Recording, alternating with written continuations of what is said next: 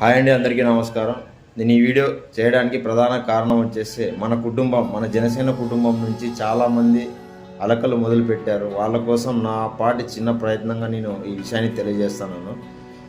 రాజకీయం మురికి అని తెలిసి కూడా ప్రభుత్వాన్ని స్వేచ్ఛా స్వాతంత్రం, స్వేచ్ఛా పాలన దగ్గరికి చేర్చాలని చెప్పేసి నిస్వార్థంతో రాజకీయ నాటకీయ నాయకుల మధ్య కాలు పెట్టి జన ప్రమోదం వలె వెలుగుతున్న మన దేవుడు, మన దైవం, మన అన్నయ్య పవన్ కళ్యాణ్ గారు, ఆయన్ని తప్పుగా అర్థం చేసుకునే ప్రతి ఒక్కరికి నాదొక చిన్న సలహా అండి. దయచేసి ప్రతి ఒక్కరు గమనించండి. 2019లో మన జనసేన పార్టీ ఇండివిజువల్గా పోటీ చేసిన విషయం నిజమే.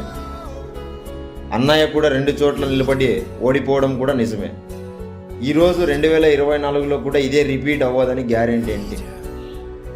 మీ ఎలకలకు నేను ఒక చిన్న సమాధానం చెప్పే ప్రయత్నిస్తున్నాను. 2019లో అన్నయ్య ఎలా అయితే ఓడిపోయాడో ఈసారి కూడా అలానే ఓడించడానికి అధికార పార్టీ చాలా వ్యూహాలు వేస్తాను. అలాగే ఈరోజు కూడా రిపీట్ అవ్వదని గ్యారెంటీ ఏంటి? దయచేసి ఈ విషయాలన్నీ ప్రతి ఒక్కరు గమనించండి, మీకే అర్థమవుతుంది. అన్నయ్య వేసినటువంటి వ్యూహం ఎవరికి కూడా అంత చిక్కనేది.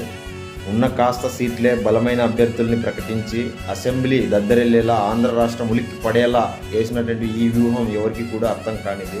దయచేసి మీరందరూ కూడా అర్థం చేసుకోవాలని నేను ఈ విషయాన్ని మీకు తెలియజేస్తాను. దయచేసి ప్రతి ఒక్కరు కూడా అన్నయ్యని అర్థం చేసుకోండి.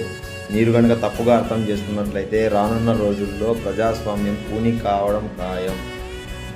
మరీ చెప్తున్నాను, ప్రజాస్వామ్యము రానున్న రోజుల్లో మీరు అన్నయ్యని తప్పుగా అర్థం చేసుకున్నట్లయితే కూనీ కావడం ఖాయం. అధికార మదంతో కారు కూతులు పూసే విధవుల మధ్య మనం నిలిచిపోతాము. ఈసారి మన అన్నయ్య వేసినటువంటి వ్యూహం ఎవరికి కూడా అంతు చిక్కనిది. ఉన్న కాస్త అభ్యర్థులనే బలంగా మనం పోటీ ఇచ్చేలా గెలిపించాలి, అసెంబ్లీ దద్దరెళ్ళేలా మనం గెలిపించాలని చెప్పి నేను మనస్ఫూర్తిగా తెలియజేస్తున్నాను. జై జనసేన, జై హింద్.